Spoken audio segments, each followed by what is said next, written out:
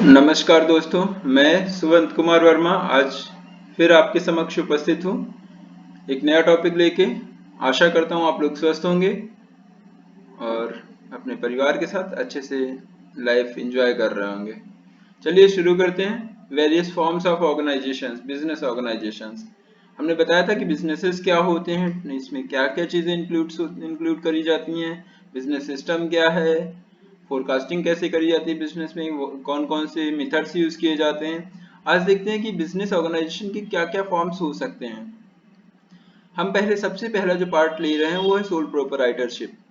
Soul trading, आपने कभी किराने की दुकान, पान की गुमटी, छोटे मोटे जो स्टोर्स हैं, जनरल स्टोर्स, ये सब सोल ट्रेड होते हैं, सोल प्रोपराइटरशिप होते हैं। एक्चुअली आज हम दो चीजों का डिस्कशन करेंगे, सोल प्रोपराइटरशिप और हिंदू अनडिवाइडेड फैमिली।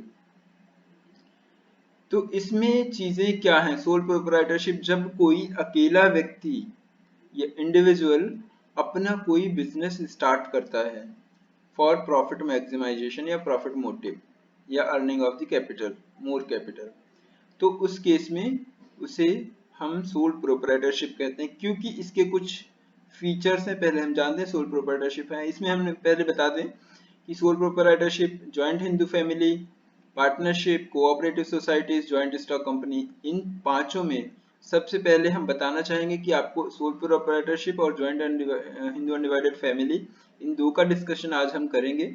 आगे हम तीनों का डिस्कशन हो सकता है, दो वीडियोस बने। इसके जस्ट बाद कुछ, चूंकि हमसे कुछ डिमांड हमारे सामने ये आई है कि पहले जो कॉस्ट अकाउंटिंग चल रही थी, ब्रेक इवन एनालिसिस से हमने शुरू किया था, उसको पहले हम पूरा कवर करें। तो इसके बाद मैं कोशिश करूंगा कि आपके समक्ष कॉस्ट अकाउंटिंग का पूरा सिलेबस कवर करूंगा, एक एक चीज का पॉइंट टू पॉइंट नॉलेज रहेगा। उसके बाद मैं कोशिश करूंगा कुछ एमसीक्यूज सीरीज लाऊं ताकि उसमें आपका कुछ रिवीजन हो सके। चलिए आज शुरू करते हैं, टाइम ना वेस्ट करते हुए आगे चलते हैं। सो प्रोपराइटरशिप एक्चुअली दो चीजों से बना है, सोल और प्रोपराइटर। सोल का मतलब होता है ओनली और प्रोपराइटर का मतलब होता है ओनर। मतलब जब एक ओनर, सिंगल ओनर हो किसी बिजनेस का, तो वो क्या कहलाएगा? Sole proprietorship. ठीक, आगे चलते हैं। तो इसमें हम देखते क्या है, इसमें जो है बिजनेस ओन्ड, मैनेज्ड और कंट्रोल सिर्फ वही इंडिविजुअल खुद करेगा, उसको होल्ड करेगा, उसको मैनेजमेंट करेगा, उसको कंट्रोलिंग करेगा, सारे काम वो खुद करेगा। और प्रॉफिट होगा तो वो प्रॉफिट लेगा पूरा। साथ ही साथ अगर रिस्क होगा, लॉस होता है, तो वो पूरा लॉस खुद खुद ही बियर करेगा, क्योंकि और कोई बंदा नहीं है उसके साथ जो उस लॉस को बियर कर सके। आगे चलते हैं तो हम देखते हैं कि चूंकि यहाँ पर सोल प्रोप्राइटरशिप है, सिंगल ओनर है, तो उसके पास कुछ, उसकी कुछ कैरेक्टरिस्टिक्स होंगे।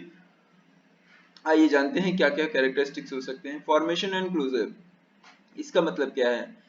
जब सोल प्रोप्राइटरशिप, जैसे मैं, अगर मैं मानता हूं कि मुझे कोई एक किराने की शॉप खोलनी है, तो मुझे कुछ नहीं करना है, मेरा डिसीजन है, मैंने पैसा उठाया, लगाया और शुरू कर दिया दुकान, जाके माल खरीद के लाया और दुकान खोल ली, जो भी स्टार्ट कर दिया।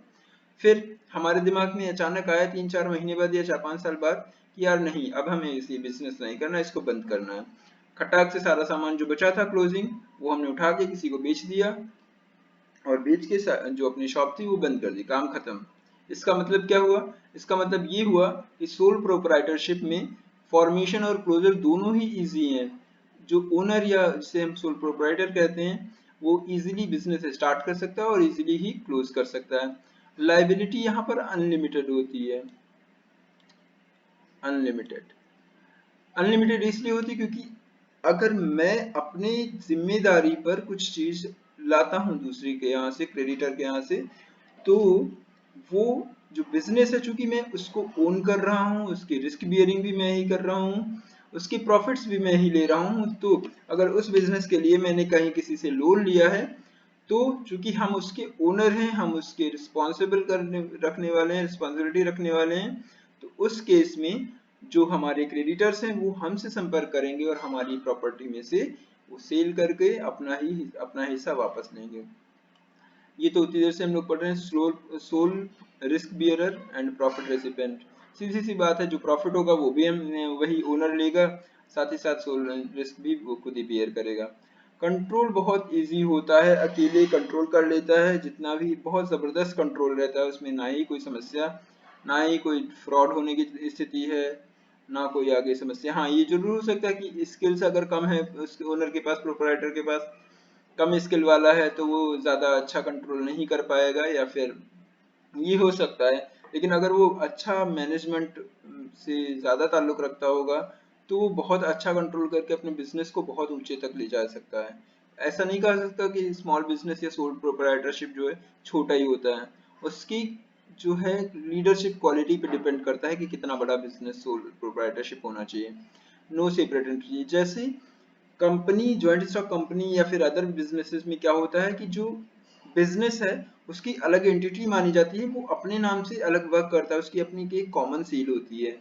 लेकिन यहाँ पर जो सोल प्रोप्राइटरशिप है इसमें क्या है, जो सोल प्रोप्राइटर और बिजनेस में कोई ही अलग एंटिटी नहीं मानी जाती, दोनों को एक माना जाता है और जो भी किया जाता है वो उसी के बिहाफ पे। जैसे हमने अभी बोला था कि अगर हम उस बिजनेस के लिए कहीं से लोन लेते हैं तो वो जो क्रेडिटर होगा वो हमारे बिजनेस से वसूल करने नहीं जाएगा, क्योंकि उसको हम ओन कर रहे हैं, होल्ड कर रहे हैं, करता धरता उसके हम हैं, तो वो हमसे आके मांगेगा। लैक ऑफ बिजनेस कंटिन्यूटी, ये थोड़ी एक समस्या है सोल प्रोप्राइटरशिप की, क्योंकि अगर मैं मान लेता हूँ एक बिजनेस चला रहा हूँ सोल प्रोप्राइटरशिप, और अचानक मुझे कहीं जाना पड़ गया, क्योंकि मैं ही उस पे बैठता हूँ शॉप पे और वर्क करता हूँ, तो मेरे जाने से उसमें कंटिन्यूटी लैक होगी। आगे चलते हैं तो एडवांटेजेस जान लेते हैं, क्या क्या एडवांटेजेस हैं सोल प्रोप्राइटरशिप की। डिसीजन इजी हो जाता है, जो ओनर है या फिर बिजनेसमैन है वो इजीली डिसीजन ले सकता है, कोई हस्तक्षेप नहीं है किसी का। कॉन्फिडेंशियलिटी ऑफ इंफॉर्मेशन, वो किसी चाहे अगर कोई शेयर करने वाली इंफॉर्मेशन नहीं है किसी से तो वो नहीं शेयर करेगा, क्योंकि उसी तक सीमित है, वो किसी से बात भी नहीं करेगा उस टॉपिक पे, बहुत अच्छी कॉन्फिडेंशियलिटी रहती है। डायरेक्ट इंसेंटिव्स, जो भी चीजें होती हैं वो उसको खुद को मिलती है, प्रॉफिट हो रहा है तो वो खुद उससे मिल रहा है, डायरेक्ट बेनिफिटेड हो रहा है वो। सेंस ऑफ अकम्पलिशमेंट, वो उसे बहुत खुशी होती है अपने काम को करते करते कि यार हम ये वर्क कर रहे हैं, इसके अगेंस्ट हमें इतना सारा रिटर्न या कंसिडरेशन मिल रहा है। और अभी अभी मैंने डिस्कस किया इससे पहले जब कैरेक्टरिस्टिक्स बता रहा था, तो ease of formation and closure, ये तो है ही है। कुछ लिमिटेशंस हैं। अब मुझे एक बिजनेस शुरू करना है बड़ा, और मेरे पास पैसा है नहीं। एक एग्जांपल लेता हूँ, मेरा एक दोस्त है, वो पिछले 4-5 साल से कह रहा था कि वो चाहता है कि एक बाइक शोरूम खोले, लेकिन उसके पास पैसा नहीं है। तो उसके पास क्या है, लिमिटेड रिसोर्सेस हैं, ठीक। अब उसके पास कम पैसा होगा तो वो क्या करेगा, कोई और बिजनेस ट्राई करे। उस बिजनेस को नहीं खोल सकता क्योंकि उसके पास जितनी उसकी बिजनेस के लिए जरूरत है उतनी पूरी नहीं हो पा रही। आगे चलते हैं। लिमिटेड लाइफ भी होती है बिजनेस कंसर्न की, अगर बिजनेसमैन को किसी कारणवश इंसॉल्वेंट हो गया, किसी कारणवश उसकी डेथ हो जाती है, या फिर वो मेंटली डिस्टर्ब हो जाए, तो उस केस में क्या होगा, बिजनेस कंसर्न की लाइफ जो है लिमिटेड होगी, मतलब वो बंद हो जाएगी। अनलिमिटेड लाइबिलिटी, अभी मैंने 3 बार डिस्कस किया है कि बिजनेसमैन की अनलिमिटेड लाइबिलिटी होती है, जो भी चीजें वसूल करनी होंगी क्रेडिटर्स को वो उनकी प्रॉपर्टी से वसूल करेगा। लिमिटेड मैनेजरियल एबिलिटी, अभी थोड़ी देर पहले मैंने इसकी कैरेक्टरिस्टिक्स में बात रखी थी कि अगर मैं अपने बिजनेस को संभालने में, मैनेज करने में अच्छी क्वालिटी रखता हूँ तभी मैं अपने बिजनेस को आगे बढ़ा सकता हूँ। अगर मेरा, जैसे कुछ लोग क्या होते हैं, कुछ बिजनेसमैन ऐसे हैं कि अगर एक ही टाइप की 2 दुकानें एक मार्केट में चल रही हैं और एक कस्टमर आता है दूसरी दुकान पे जाता है, वहां कुछ सामान मिलता है, और दूसरा जब लेना चाहता है तो वो व्यक्ति कहता है आपने वहां से सामान लिया इसलिए मैं आपको ये सामान नहीं दूंगा। तो अगर ये ऐसी बात करता है तो वो कस्टमर अगली बार से कभी भी उस शॉप पे नहीं जाएगा, सेकंड शॉप पे जिसने मना किया कि हम नहीं देंगे। ऐसा इसलिए क्योंकि उसके अंदर मैनेजरियल क्वालिटीज नहीं, मैनेजरियल एबिलिटीज नहीं है, उसको नहीं पता कि कंज्यूमर डीलिंग कैसे करी जाती है और कस्टमर को कैसे हम बेस्ट सेटिस्फेक्शन दे सकते हैं, ठीक है। अब आगे चलते हैं, joint Hindu family business. Hindu undivided family हम लोगों ने इनकम टैक्स में बहुत बार पढ़ी है, स्टार्टिंग से पढ़ते आ रहे हैं। कुछ नहीं है कि स्पेसिफिक बिजनेसेस होते हैं हिंदू फैमिलीज में, केवल इंडिया में ही है, ध्यान रखिए ये केवल इंडिया में ही है और कहीं नहीं है। ठीक है। और oldest form of business organisation है, बहुत पुराने फॉर्म में, बहुत पहले चलते चले आ रहे हैं। इनको जो ओन करता है, जो इनका मेन हेड होता है वो, और कैरी करने वाला होता है वो हिंदू अनडिवाइडेड फैमिली का ही पार्ट होता है। साथ ही साथ इसको हिंदू लॉ से गवर्न किया जाता है। The basis of membership in the business is birth. अगर पूछा जाए कि इसमें मेंबर्स कौन से बन सकते हैं, एक परिवार में, जहाँ हिंदू परिवार में जहाँ बिजनेस चल रहा है, उस बिजनेस में, उस परिवार में अगर कोई बच्चा जन्म लेता है तो वो जन्म से ही उसका मेंबर बन जाता है। उसको किसी भी फॉर्म भरने की जरूरत नहीं, कोई भी अप्रूवल की जरूरत नहीं, काम शुरू हो जाता है जैसे वो बिजनेस फॉर्म में, मतलब उस फैमिली में जन्म लेता है। कंट्रोल और हेड किया जाता है एक सबसे बड़े व्यक्ति द्वारा उस घर में, जिसे कर्ता नाम दिया जाता है। मेन कर्ता धर्ता बोलते नहीं, तो कर्ता जो व्यक्ति उस बिजनेस को कंट्रोल करेगा, हेड करेगा और उसके बाद उसको रेगुलेट करेगा, वो क्या है, वो कर्ता कहलाता है। और एक बात बता दें आपको, यहाँ पर समझनी बहुत जरूरी है कि all members have equal ownership right. ध्यान रखिएगा, जो प्रॉपर्टी होगी हिंदू अनडिवाइडेड फैमिली की, उसमें जितना भी प्रॉपर्टी है उस पे इक्वल ओनरशिप राइट होते हैं सारे मेंबर्स के। कुछ इसेंशियल क्वालिटीज हैं, पढ़ या इसेंशियल कैरेक्टरिस्टिक्स बोल सकते हैं, इनको पढ़ लेते हैं। Formation for joint Hindu family business there should be at least 2 members. ध्यान रखिए, 2 मेंबर्स से कम नहीं हो सकते बिजनेस में, उस फैमिली में। The business does not require any agreement as membership is by birth. क्योंकि जब बोला जा रहा है कि मेंबर बनने के लिए आपको कोई क्वालिफिकेशन की जरूरत नहीं, कोई भी एग्रीमेंट की जरूरत नहीं, तो सीधी सी बात है, जैसे जन्म हुआ वो बच्चा उस फैमिली का, उस बिजनेस का मेंबर बन गया। और इसको लागू किया जाता है, इसको गवर्न किया जाता है हिंदू सक्सेशन एक्ट 1956। लाइबिलिटी, अब यहाँ पर थोड़ा सा केस अलग है, इसको आपको बहुत ध्यान से पढ़ना चाहिए कि जो लाइबिलिटी होती है हिंदू अनडिवाइडेड फैमिली के मेंबर्स की, उसमें जिस मेंबर का जितना हिस्सा होता है वो उतने तक ही उसकी लाइबिलिटी लिमिटेड होती है, वाइल कर्ता जो होता है, जबकि कर्ता का जो लाइबिलिटी होती है वो अनलिमिटेड होती है। ध्यान रखिए, क्या है, हिंदू अनडिवाइडेड फैमिली की कर्ता की लाइबिलिटी अनलिमिटेड है, जबकि मेंबर्स की उनकी प्रॉपर्टी के हिसाब से जितना लिमिट है उतने ही उनकी लाइबिलिटी लिमिटेड होगी। The control of the family business lies with the कर्ता। जैसे कर्ता चाहे वैसे डिसीजन मेकिंग करेगा और अपने बिजनेस को जैसे आगे बढ़ाना चाहेगा बढ़ाएगा, पूरे डिसीजन मेकिंग उसी के हाथ में रहती है। Continuity, the business continues even after the death of कर्ता। क्योंकि हमने बोला कि उसका जैसे जो बच्चा जन्म लेगा वो मेंबर बन जाएगा, इसका मतलब है जो ऊपर वाला जब सबसे जो कर्ता होगा, कर्ता की डेथ के बाद उससे जो हाई सबसे बड़ा व्यक्ति होगा उसके बाद वाला, वो ऑटोमेटिक उसका कर्ता बन जाएगा। तो इसलिए बिजनेस कभी भी बंद नहीं हो सकता। हाँ, अगर पूरी फैमिली चाहे एक डिसीजन ले ले तो बात अलग है। और माइनर मेंबर की बात करें, चूंकि हमने बोला है कि बिजनेस में बर्थ होते ही बच्चा बिजनेस का मेंबर बन जाता है, तो माइनर मेंबर इज पॉसिबल। ठीक है, कुछ मेरिट्स और डिमेरिट्स पढ़ लेते हैं और खत्म करते हैं इस टॉपिक को। अगर आपको समझ में आ रहा है तो बहुत अच्छी बात है, नहीं समझ में आ रहा है तो प्लीज जरूर एक बार दोबारा देखें, पॉज करके जो मैटर है नोट करना चाहे नोट कर सकते हैं। मैं कोशिश करता हूँ ऑथेंटिक सोर्सेज से मैटर लेता हूँ, कहीं भी आपको गड़बड़ चीजें नहीं मिलेंगी। अगर कुछ भी मिस्टेक होती है बाई चांस तो आई एम सॉरी, बट आप मुझे जरूर इंटीमेट करिए कि मैं यहाँ पर गलत हूँ और उस चीज को मैं सुधार करके फिर से बताऊंगा। हाँ, हो सकता है आप भी कुछ गड़बड़ कर रहे हो तो मैं उसको क्लियर करूंगा।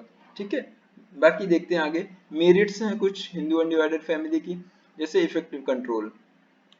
चूंकि कर्ता एक ही है, वही अपना सब कुछ डिसीजन मेकिंग पावर रखता है, तो ऑटोमेटिक कहा जा सकता है कि इफेक्टिव कंट्रोल है। चार, जैसे एक जो administrative theory of Henry Fayol है, उसमें वो क्या कहते हैं, ऑर्डर भी एक सीध में होना चाहिए, unity of order, direction, unity of order, ये सब क्या है, बोला जाता है कि अगर एक व्यक्ति को ऑर्डर दे रहा है तब तो काम सही हो रहा है, इफेक्टिव कंट्रोल होगा।